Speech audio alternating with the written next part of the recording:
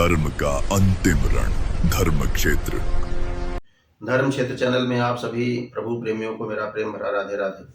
बंधुओं, पिछले सत्र में मैंने जो चर्चा किया था छंद के माध्यम से राजा विराट और सुशर्मा के युद्ध का, वो युद्ध इतना भयानक था, कई अक्षौहिणी सेना कट गई दोनों तरफ से। और उसका परिणाम आगे देखिए। तो पिछले छंद में मैंने ये बताया था, चर्चा किया था कि इतना इस द्वंद्व युद्ध में सर कैसे कट के गिर रहे थे और शरीर कैसे दिख रहा था, मानो बगिया में पलाश के लाल लाल पुष्प खिले हों। इस तरह रक्त का श्राव हो रहा था, रक्त की धारा बह रही थी और धड़ इस प्रकार दिख रहे थे। आगे उसी प्रसंग के आगे हम चर्चा करेंगे छंद के माध्यम से कि इस प्रकार इतना जबरदस्त था कि सब एक दूसरे को घेर कर मारते थे, मार के घेरते थे और प्रहार इतना जबरदस्त होता था कि एकदम बिल्कुल उनके कलेजों को फाड़ देते थे। और द्वंद्व युद्ध में इतना मगन हो गए, अर्थ पहले बता देता हूं क्योंकि छंद के बाद में छंद फिर समझने में आसानी होगी। और द्वंद्व युद्ध में इतना मगन हो गए कि रात में भी युद्ध बंद नहीं हुआ। और प्रश्न यह है कि रात में युद्ध करते कैसे थे? तो हाथ में मसाल लिए घूमते थे और मारने पर इतना उतारू हो गए थे कि मसाल से योद्धाओं को ढूंढ के मारते थे। अब उसमें कुछ युद्ध प्रेमी इतने उत्सुक थे, उत्साह के कारण उनका गाल एकदम चेहरा लाल हो गया था और उत्साह के कारण गाल फूल गया था और स्वर्ग के दरवाजे भी खुल गए थे। अब ये जान करके कोई योद्धा इस अवसर को गंवाना नहीं चाहेगा। तो प्रेमी जी ने लिखा, जरा दर्शन करें इस छंद को, अद्भुत छंद है कि घेरत मारत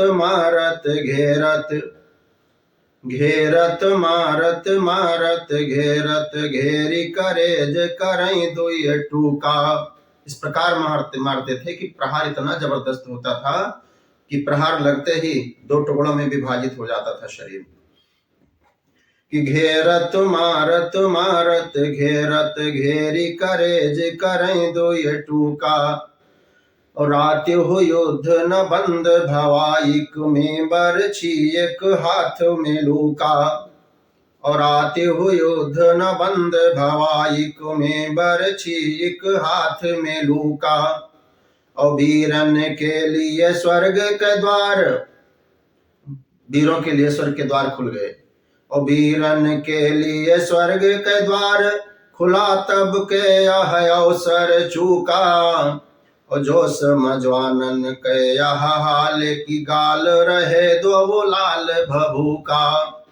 और जोश मजवानन के यह हाल की गाल रहे दो लाल भभूका। इस प्रकार जोशीले हो गए कि चेहरा एकदम लाल हो गया। अब युद्ध में होता क्या है और उसका परिणाम क्या निकलता है? तो परिणाम निकलना क्या था? अब रक्त का श्राव हो रहा था, तो वहां पे जमावड़ा किसका हुआ? भूत प्रेत निशाचर डाकनी शाकनी हाकनी, जितने प्रकार के भूत प्रेत होते हैं वो सब वहां पे इकट्ठा हो गए। और फिर क्या कहना, अपनी अपनी भाषा में अपनी अपनी आवाज में आवाज निकालने लगे, बोलने लगे। और उनके आवाज का भी यहाँ पर कुछ चित्रण है, वर्णन है, सुनिएगा जरा। कि ठठ लगाए हंसे कंकालिन ठठ लगाए हंसे कंकालिन काके निताही को रक्त उलाचे। बहते हुए रक्त में जो है वो पैरों से ऐसा लगता था कि होली खेल रही थी, इस प्रकार रक्त बह रहे थे डाकनी शाकनी सब। तो ठठ लगाए हंसे कंकालिन काके निताही को रक्त उलाचे। हूँ बोले में बोले पिशाचिन राकिनी होए खुशी देते कुलाचे। हूँ बोले में बोले पिशाचिन राकिनी होए खुशी देते कुलाचे। भूत पिशाच लहू पिए डोलत, जितने भूत पिशाच थे सब रक्त पी रहे थे और आवाज तरह तरह के हूँ हाँ जो जैसे भी आवाज थी सब निकाल रहे थे। जरा दर्शन करिए पुनः इस छंद को कि ठट्ठ लगाए हंसे कंकालिन काकिनी ताहि को रत्ते उलाचे। अहू हव बोले में बोले पिशाचिन राकिनी होए खुशी देते कुलाचे। अभूत पिशाच लहू पिय डोलत, भूत पिशाच लहू पिय डोलत, भैरव युद्ध की पत्रिका बाँचे। भूत पिशाच लहू पिय डोलत, भैरव युद्ध की पत्रिका बाँचे। हाथ लखपर काली भरे संग शाकिनी डाकिनी हाकिनी नाचे। हाथ लखपर काली भरे संग शाकिनी डाकिनी हाकिनी नाचे। युद्ध का दर्शन करने को नहीं बनता है, ऐसे मुंड कट रहे थे, रक्त गिर रहे थे जैसे कि मैया काली का अवतरण हुआ हो और खप्पर में मैया काली रक्त भर रही हो और साथ में शाकनी डाकनी हाकनी सब नृत्य कर रही हो। और उधर काल भैरव भगवान युद्ध में कौन मरेगा कौन जिएगा और मारने की किसकी मृत्यु है उसकी पत्रिका बाँच रहे हैं। ऐसे जो है चित्रण जो है प्रेमी जी ने किया है। आगे दर्शन करें। युद्ध का परिणाम ऐसे होता ही है, लेकिन उस युद्ध में नुकसान राजा विराट का ज्यादा हुआ था। इनके ज्यादातर फौजें कट गई थी, मार डाली गई थी। और इसको देख करके सुशर्मा बहुत प्रसन्न हुआ। तो दर्शन करें जरा कि राजा विराट की फौज कटी, राजा विराट की फौज कटी, यह देखी सुशर्मा भयो खुश भारी। और राजा विराट की फौज कटी, यह देखी सुशर्मा भयो खुश भारी। बांधी उन्हें रथ बीच बिठाई के आपने राज की राह सिधारी। बांधे उन्हें रथ बीच बिठाई के आपने राज की राह सिधारी। अपने उनको बांध करके, उनकी फौजें कट गईं और फिर राजा विराट को बांध लिया और रथ पे बिठाया और अपने राज्य की तरफ बांध करके ले जाने लगा। और ये देख करके फिर कंक जो युधिष्ठिर थे उनसे रहा नहीं गया और उन्होंने संकेत दिया वल्भ को कि जाइए रक्षा करिए।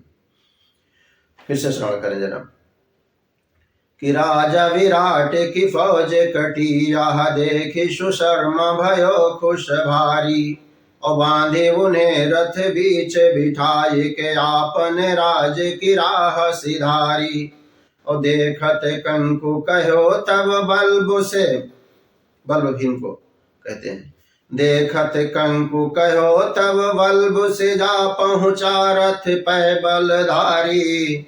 और खींच सुशर्मा को धय पटका फिर राजा विराट को बंधन टारी। और खींच सुशर्मा को धय पटका फिर राजा विराट को बंधन टारी। अब भीम जी अपनी जो है कला दिखाने लगे, अपने भुजबल को का प्रदर्शन करने लगे और जा करके फिर बीच में बलधारी भीम भैया पहुंचे और राजा विराट को के बंधन को छुड़ाया, सुशर्मा को खींच लिया और उठा के पटका और बंधन खुलवाया। अब सहज में तो भीम को कोई आने नहीं दिया होगा, उनके भी जो है सैनिक विरोध किए होंगे, उसका दर्शन करिएगा जरा। लेकिन अब भीम के वीरत्व का दर्शन करें कि भीम के आगे न को रुके, भीम के आगे न को रुके, जो रुके वह का यमलोक पठाओ। इसमें बड़े तेज थे भीम भैया, यमलोक पठाने में बहुत तेज थे। और भीम के आगे न को रुके, जो रुके वह का यमलोक पठावे।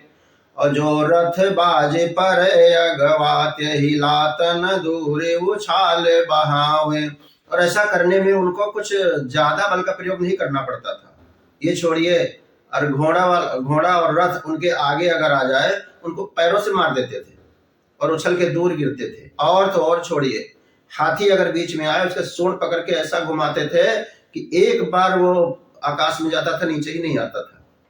आकाश मंडल की सीमा, जो पृथ्वी और आकाश मंडल की जो सीमा होती है कि कुछ दूरी पर जाएगा तो पृथ्वी खींच लेगी, उसके आगे ऊपर ही कभी वो आएगा नहीं।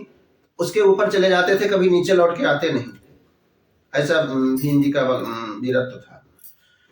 इसको सुने जरा कि भीम के आगे न को रुके, जो रुके वाह का यमलोक पठावे। और जो रथ बाज पर अगवाते ही लातन दूर उछाली बहावे। और हाथी के सूंड कहूँ पकड़े, हाथी के सूंड कहूँ पकड़े, तो कबहू गही पूछ नचाए घुमावे। और बहावे आकाश में यो उड़ जाए, कहूँ नहीं लौट के आवे। और बहावे आकाश में यो उड़ जाए, कहूँ नहीं लौट के आवे। इस प्रकार फेंकते थे कि आकाश में जो एक बार जाता था वो दोबारा पृथ्वी पर नहीं गिरता था। अब भीम का यह रूप देख करके सेना रुकेगी क्या? इतनी हिम्मत कहाँ थी। अकेले भीम भैया को देख करके सेना में भगदड़ मच गई और सब भागने लगे, अपने अपने राज्य का रास्ता देखने लगे। आगे दर्शन करें कि ऐसी मची भग दौड़े कि सैनिक राह स्वराज की ताकन लागे।